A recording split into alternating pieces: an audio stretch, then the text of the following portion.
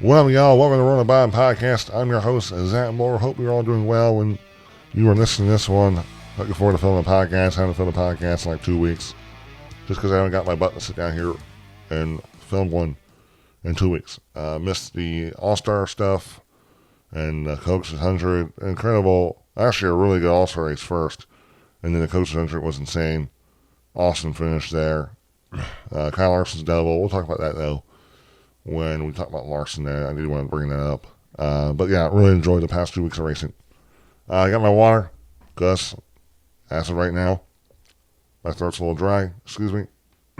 Thank you very much. That's also why I don't like doing podcasts, because my mouth gets all freaking dry. It's not really good. I'm not happy about it. I hate it. Alright, so I'll talk about this race. We'll see how good I can make this podcast. I love doing it, though, guys. I just wish it could go a little smoother for myself. There's a bug currently climbing on this light. Alright, we're just getting distracted. So the Truck Series race quickly. Raja Karuk gets the win. Congrats to him, dude. Did a great job. Holding off Corey Heim. A great finish there. 3-truck battle with Lane Riggs, Corey Heim, Raja Karuk. I felt like Raja wasn't the best truck. I thought actually Lane Riggs overall was the best truck. He actually passed Corey Heim to win stage 1. But his pit crew let him down. Lane Riggs' pit crew let him down. There was 2 occasions in the pit road where he lost spots. But luckily he was still able to come back to third. I thought there was a chance there that if Heim was able to get side by side with Raja, could have created an opportunity for Lane to maybe pass them both, but it never worked out. Raja did a great job. And for Raja to hold off Corey Heim, the best in the business, currently in the Truck Series, is really awesome for him too. Definitely got to be a good confidence booster for Raja to get his second career win. First of the season, he's locked in the playoffs. Hopefully create some good momentum for him. And then, Raja led 61 laps. Corey Heim led 58 laps. And then Lane Riggs led 30 laps. Top 10 was Raja Cruz first, second Corey Heim, third Lane Riggs, fourth Daniel Hamrick, fifth Corey Dagg, sixth Kane Honeycutt, seventh Chandler Smith, eighth Ty Majeski, ninth Bailey Curry, and 10th Grant Inkfinger. Stage 1 was Grant. Stage 1 was Lane Riggs with the win, and then Corey Heim won stage 2. And then the winner of the race, like I said, was Raja Cruz. Solid truck race, but it did seem like dirty air was a big factor. A lot of drivers talking about how hard it was to pass, not much tire wear, and that definitely stinks, but it does seem that these concrete tracks, for some reason, Goodyear can't get a tire that really wears enough, which is a little bit disappointing. But that was the only negative part about that truck race. I felt like it was a solid finish. And then the Xfinity Series race, great win for Corey. Stop it, Zach. This is not the Truck Series. Great win for Justin Allgaier. 4th win of the season, I believe. Last week in Charlotte, he was leading the race, late race caution, and he chose, and when I mean he, it was Justin Allgaier. His pit crew wanted him to pit there as the leader, but he chose to stay out on old tires, and that's what cost him. He had like a 3-car gap between him and the guys that had the newest tires, but there was a bunch of late race cautions and restarts and wrecks that cost a lot of the guys in the new tires to pass guys on restarts, and then William Byron ended up passing him on the final restart there to get the win. Definitely a mistake on Justin Allgaier not listening to his pit crew, but it looks like they moved on from it. I think they both, Justin Allgaier felt like it was best to stay out. I think the crew agreed with him, and I think they realized that Justin is the one driving the race car, that if it does happen, and things will work out, they'll learn from it. Justin didn't make any mistakes in this race. It was the best car. I felt like the best long-run car. Won both stages. Excuse me. Had a great battle there with his teammate, Kyle Zillage. I felt like Kyle Zillage had a really good short-run car, short-run speed, but didn't have the long-run speed. His car kind of fell off with, the handling. The longer the run went. I think there was a pit stop there early in stage 3 where Zillage got out front on Justin and was able to lead the first portion of that run, and then here came Justin Allgaier. When there was not a late race caution, but there was a caution that then came down for our pit stops. Justin was able to win the race off pit road in that one, and then took the lead from Zillage.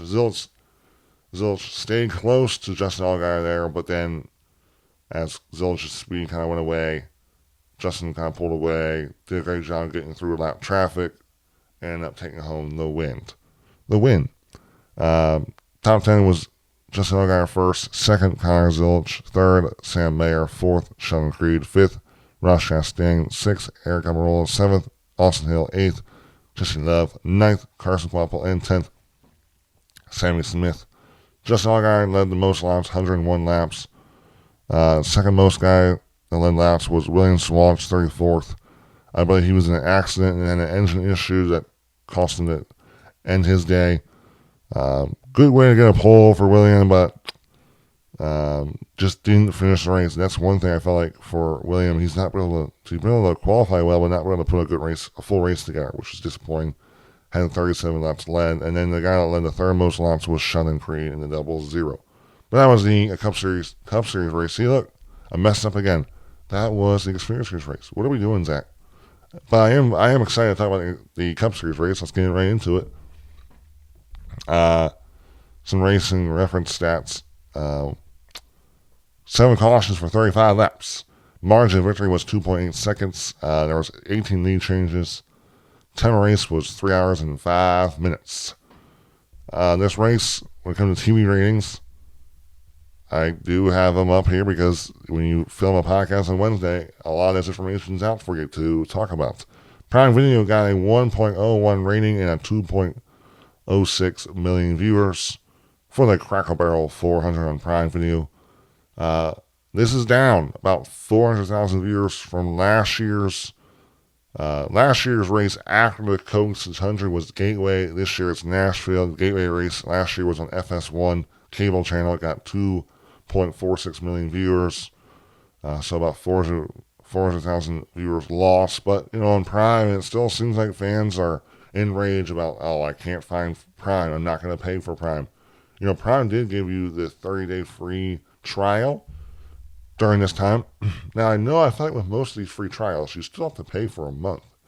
I don't think you can cancel and not pay for that 1 month. Because usually you pay for the month, but before they charge you that month, you get that first 30-day free trial, or sometimes it's a 1-week trial, free trial you'll get. Depends what, company or app you're trying to purchase or streaming service. But I know a lot of fans hate that. And fans complain. And I think, for me, I'm a complainer, NASCAR complainer. And, people complain about Prime and being on streaming. But for the way Prime is broadcasting and producing these races, it's totally worth it. Now, lucky me, I am using my mom's subscription. So I haven't yet have to pay for Prime, but I would totally pay for Prime for an entire NASCAR season because that's how good their coverage is. We'll talk about that at the end of the episode. Now, looking at the Cup race, Ryan Blaney gets the win, 2.8 second margin of victory. Great for Ryan Blaney getting the win. He's had a little struggling of a season. He has a lot of speed, but mistakes, wrecks, engine failures, sometimes just didn't have the speed, has cost him, I think, a chance to probably win a race or two this year. But to come out here and dominate this race, I felt like, especially in the second half, is not impressive at all. But it is impressive. It's not okay. That's not the way I should have said it. It's not a surprise to see him do what he did because this is what this team is capable of doing. It. He did it. In this race, if we kind of go backwards from this race, I want to save the Carson Hocevar and Ricky Stenhouse stuff for the end. Denny Hamlin was Denny Hamlin was not on the pole, but Denny Hamlin was probably the second best car in this race. And it came down to kind of late race green flag pit stops to kind of seal the deal for Ryan Blaney. Denny Hamlin ran long there. I think he was second at the time. Blaney kind of pitted during the pit window. Hamlin ran long. When Hamlin came out and Blaney already came out, Blaney was already out there, I think, by 6 seconds or something. Maybe it could have been maybe 8 seconds, 6 seconds, I believe. But actually, Carson Hocevar jumped Denny Hamlin. Hocevar got to second. And for some reason, the track just became a one-groove track. It was all in the bottom lane.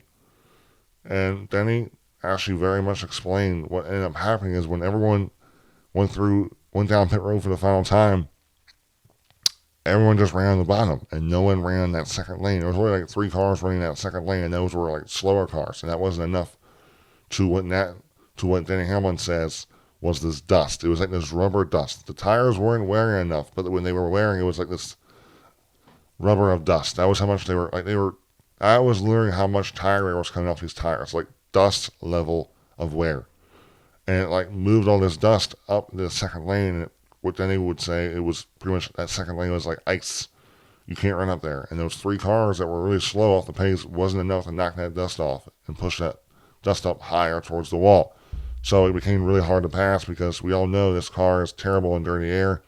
When everyone's running in the same lane in front of each other, it's hard to pass, really hard to pass. It was hard for Blaney to get around lap traffic, but it was also hard for Denny and Hocevar to do the same thing. And that's kind of what sealed it. I mean, it was great to see Hocevar. They did a great job on pit stops and actually jumped Denny. And Denny, when it became a one-groove track, Denny was really fast coming out on pit road there. But then a couple laps later, with very little tire wear and one groove racing, it just was impossible for those guys to do anything or even catch Blaney. But Blaney was the best car. The best car won this race. And we all know with this car, to be a little more negative, is his car is really good at mile and a half because most mile and a halves have multi grooves that you can make speed on. If there's only one dominant lane, this car is terrible at, and that's what kind of happened at the end of this race, which is kind of weird. It stings that Goodyear really seems to not really have found a tire that wears enough to really great wear, because that's what drivers will talk about. The tires didn't wear enough, but also we haven't really seen much wear on these concrete tracks. So it could be a concrete thing, but I'm not an expert. But that was one negative thing. But congrats, Ryan Blaney. Trying to see here. We go backtrack. I mean, stage 2, man. There was 4 cautions in stage 2. There was 1 in stage 3. Stage 2 was wild. It was crazy. Some accidents we can kind of run through here. There was a Carson Ricky Stenhouse accident. We'll talk about that one last. Now we saw in stage 3 though. Excuse me. Gosh, it's so awkward. We saw Ryan Preece spin out by himself in turn 1. I assume it was just he just lost it, something with the air. Didn't hit anything. I don't know where he finished. We'll see where he did in the running order. And then stage 4, like we talked about, we had one accident where Bowman just drove in 3 and lost it and washed up, hit Noah Gragson, wrecked Noah Gragson, ruined Alex Bowman's day, almost ruined Larson's day. Another accident was on a restart. It was Eric Jones and Bell. Bell kind of squeezed Eric Jones entering turn 1, and Jones wasn't having it and wasn't going to lift and give Bell the position. So he pretty much just spun out Bell. But luckily, Bell hit the wall rear-ended, but it wasn't enough damage. I believe Bell actually still finished top 10. But the restarts were, with how hard it seemed to pass, the restarts were insane. 4 wide, 3 wide, because drivers were trying to get anything they could because they knew that was their best chance to pass. And we saw a lot of accidents coming off of restarts because of that, which made it really entertaining. That was probably the most entertaining part of this race, which most of the time restarts are always the most exciting part.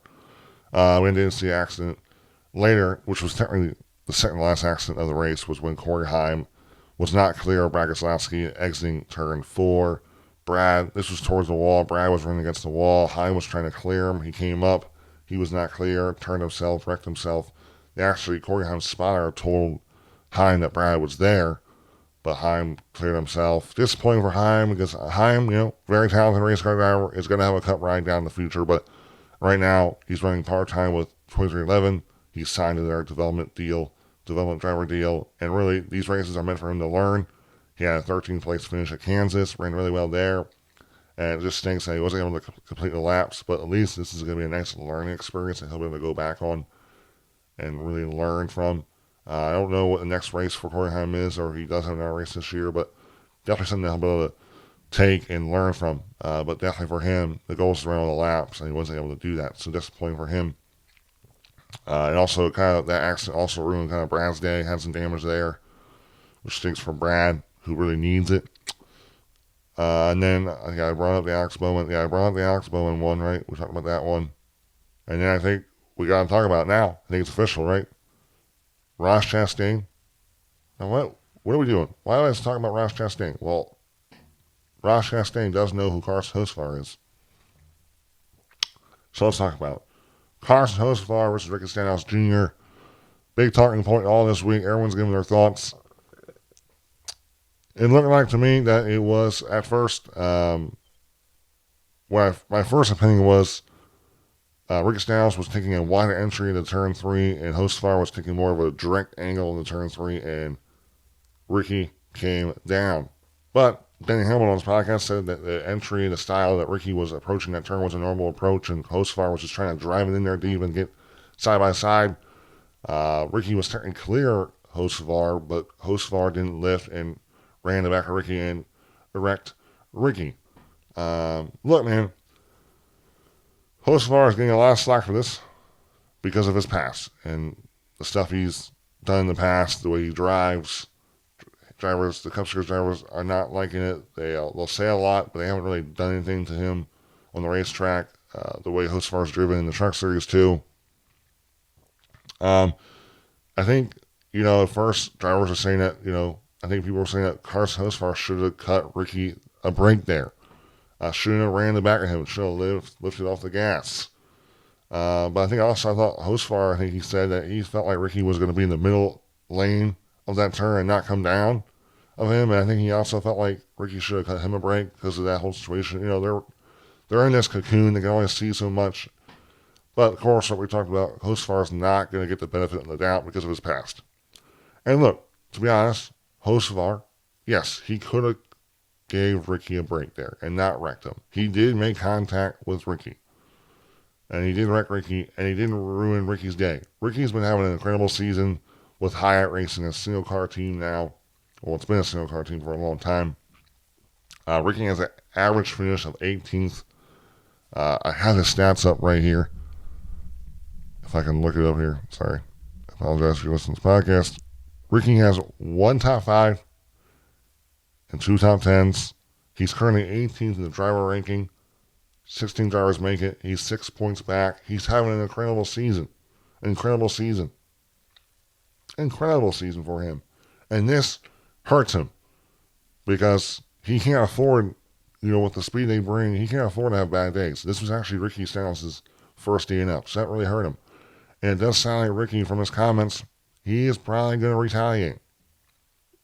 And look, man, most drivers, like I said, they say they're going to do something, and they talk a bunch of crap about him, how much they hate him, the way he drives, but no one's done anything. So we'll see. Will Ricky do it?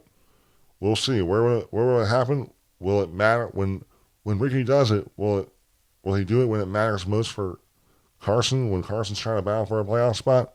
We will see. Now, when it comes to Carson Hocevar in this instant, we all know how hard it is to pass. So, in some cases, you could say that Carson felt like he was there and he drove it in there, and he was trying to. I think he definitely was faster than Stenhouse, but he still wrecked him. And to me, the way Hocevar is driven, he's been super, super aggressive. And I don't think his aggressiveness and the way he's racing is actually hurting him. I think he's been running incredible. I think he's going to win a race this year.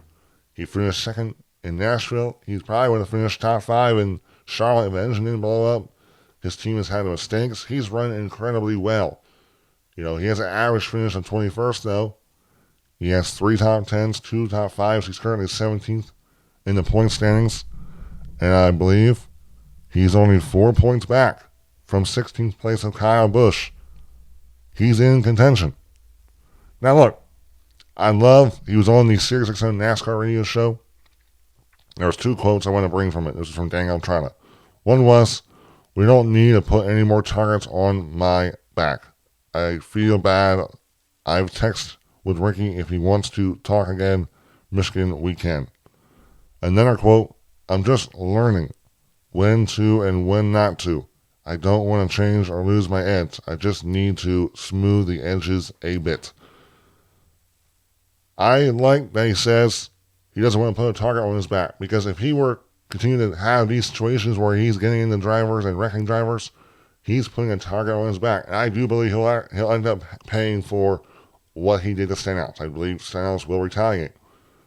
But he also says he doesn't want to change. He doesn't want to lose the edge.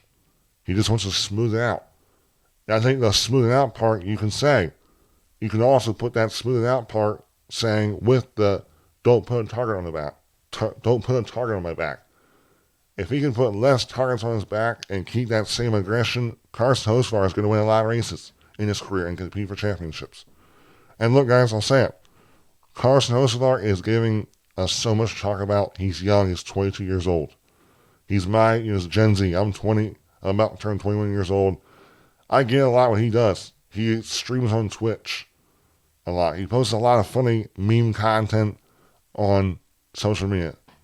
I love Carson Hocevar because I can relate to him. I get what he does. And he's a heck of a race car driver. It's cool to see what he can do. He just won a race at Berlin Raceway.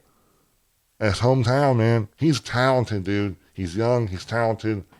And we all know Kyle Busch, Kurt Busch, Denny Hamlin, I would say, Brad Keselowski. A lot of these guys, when they were younger, they were wrecking people. They were getting in it with a lot of people. So a lot of these drivers that are complaining about the way Carson Hocevar's racing they used to be that same guy. Now, I know some people have had I know Denny can easily be a role model in trying to help Carson, or let's just say Ross Chastain, who is rookie season, his second season in the Cup Series, was getting in with Denny Hamlin. Those guys could easily set and be good role models, but they, like I said, when they were young and they were rookies, they were doing the same thing Carson was doing. Maybe not as extreme, because Carson has done some extreme things, wrecking on purpose in the Truck Series, wrecking people on purpose, all that kind of stuff. But I'll say, this is great for us. As us race fans, we should love what Carson's doing because he gives us something to talk about. He's fun to watch. He's entertaining. But like I said, I think for Carson's sake, he can't really keep doing this, though. He can't keep doing this. And if he does keep doing it, he can't get upset if, like Ricky does, and I expect to do, if he retaliates, Carson can't get upset about it. He just has to eat it and take it. But we'll see. It'll be a fun battle to see when Ricky does it, and will he do it? Will Ricky do this when he does retaliate, like it sounds like he will do? Will it matter most? Will he do it when it matters most for Carson Hocevar? Let's get into our finishing order here. We'll look at the playoffs. Ryan Blaney first, second, Carson Hocevar, third, Denny Hamlin, fourth, Joey Logano, fifth, William Byron, sixth, Bubba Wallace, seventh, Eric Jones, eighth, Kyle Larson, ninth, Tyler Reddick, 10th, Christopher Bell, 11th, Ross Chastain, 12th, Kyle Busch, 13th, Zane Smith, 14th, Chris Buescher, 15th, Chase Elliott, 16th, Daniel Suarez, 17th, Chase Briscoe, 18th, Austin Cindric, 19th, Cole Custer, 20th, A.J. Allmendinger, 21st, Michael McDowell, and it goes on and on and on. I don't know why, I'm just wrapping off names. I want to talk about Kyle Larson. Kyle Larson comes home 8th place at Kyle Larson comes home 8th at Nashville. This guy qualified 28th in this race. He ended up falling back to 36th, almost getting lapped by Denny Hamlin to start off stage 1. It's been a wild run for Kyle Larson the past couple of weeks with Indy. It's great for him to kind of hopefully start fresh. He had a terrible weekend in the double. And when it comes to the double for Kyle Larson, a lot of talk about if he should do it again. It sounds like he wants to do the Indy 500 again, but I don't know if he wants to do the double again, because he did kind of talk about how the time, everything has to go right almost for Larson. The past 2 years, nothing has gone right for him. And the weather just hasn't worked out. To me, Larson completed the double, in my opinion. He did both races. He just didn't finish either one of these races. And I know it didn't make him look good, because when he made the claim that he's the best all-around driver, not the best driver in the world, and he wrecked out on both races, it didn't make him look good there. It didn't, like him wrecking in Indy, it's a whole different car. He was probably still getting used to that car, but when he wrecked out in Charlotte, and he was leading the race, too. He was leading the race and spins out. That didn't look good. And then he got involved in a wreck with Daniel Suarez. But I want Larson to do the double again. I would love to see any driver, Christopher Bell do the double again. Because I think it's great when these NASCAR drivers can showcase their talents and show that they're not just oval racers and they can drive in other stuff, like what Kyle Larson does and what Christopher Bell is also doing. But when it comes back to Kyle Larson's sake, definitely an 8th place finish is definitely probably a good way to kind of start fresh, build some good momentum again, and get back to trying to chase another championship in the Cup Series for Kyle Larson. Like I was talking about, Carson Hocevar, great finish for him. That's big in the points.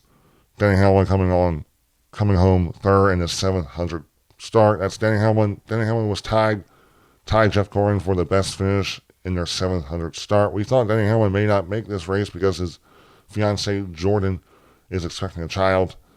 For right now, when this podcast is out and I'm filming this, I haven't heard if they've had their boy. They're having a baby boy. They're going to have a mini Denny Hamlin around there. Future race car driver, we'll see. I want to say Kyle Busch had a really good run going too, finishing 12th, That's good for him. I was impressed with the speed there. Christopher Bell from wrecking, finishing 10th. Eric Jones finishing 7th in this race. That is a great finish. That's the speed. I would say Legacy is starting to impress me with the speed, the consistent speed they're having. Zane Smith, 13th. That's beautiful to see. What else is there? Nothing really. John Nemechek finishing 27 isn't great. Ty Gibbs, I don't think had a mistake at all in this race and finished 31st. Kind of disappointing. He's just not having it. Then Josh Berry, too, finishing 30th. Isn't great there either. And now, last guy I want to bring up is Bubba Wallace. Great rebound. Bubba Wallace has not had a good stretch of races here. He's been involved in wrecks and just just things he can't control at times. I mean, most of these wrecks it's been from someone else. So really great finish for Bubba. I love what Bubba's interview during the Prime Video post-race show, getting emotional, talking about, when even though he may have a bad day on the racetrack, he always gets to come home and see his son, and it's really changed the way his perspective on, it's almost like he never has a bad day, because if he does have a bad day on the racetrack, seeing his son Bex really changes it for him. So it's really cool. He got emotional. It's really beautiful to see and hear from him. Now, the last thing I want to talk about is Prime Video. Prime Video has been insanely good. We didn't know what to expect. They got 5 races, and 2 races in, they are blowing the doors off the competition. The camera work, the sound, the quality, the broadcasters, the analysts, the people they chose, Prime chose, incredible work.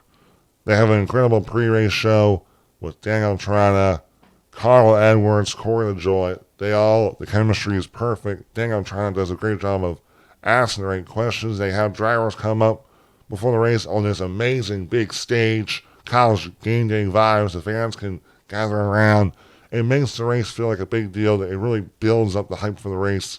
And then during the race, the sound, the camera work, Dale Earnhardt Jr. is incredible because he's a driver. He's telling you, what the drivers are experiencing and what they're feeling.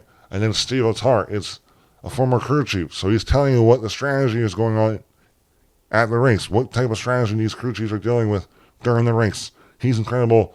They're really good at talking, and Adam Alexander is really, really good at play-by-play, but he's also really good at letting Steve and Dale jump in and commentate the race as well.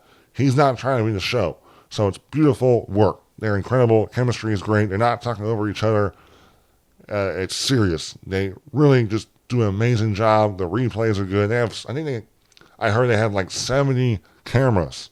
They have so much cameras. We're not worried about missing the replay. Everything's just amazing about the race broadcast. And then the post-race is even amazinger because we're going back to Daniel Trina, Carl Edwards, Corey LaJoy. For Charlotte, they had William Byron come up after finishing second and getting passed by Ross Chastain. Then they had Ross Chastain come up, talk about his race. They had a beer toast at the end, dude. That was amazing. And then the same thing for Nashville. Then they had Bubba Wallace come up finished sixth. Bubba Wallace got emotional because they talked about how, Bubba Wallace's mindset has changed since being a father. He got emotional talking about that, which that was beautiful. It was amazing that Prime was able to get that out of Bubba. It was beautiful to see. And then they had Ryan Blaney come up. They actually ended up with the post race. They actually ended up having Dale Jr. and Steve Clark come on the stage, and they do a beer toast at the end. Then, so it's just everything Prime you're doing right now is amazing. I would totally pay for Prime for all 38 NASCAR races. They're just amazing. Great job, Prime. Keep it up. Well, guys, that's a wrap on today's podcast. Hope you all enjoyed.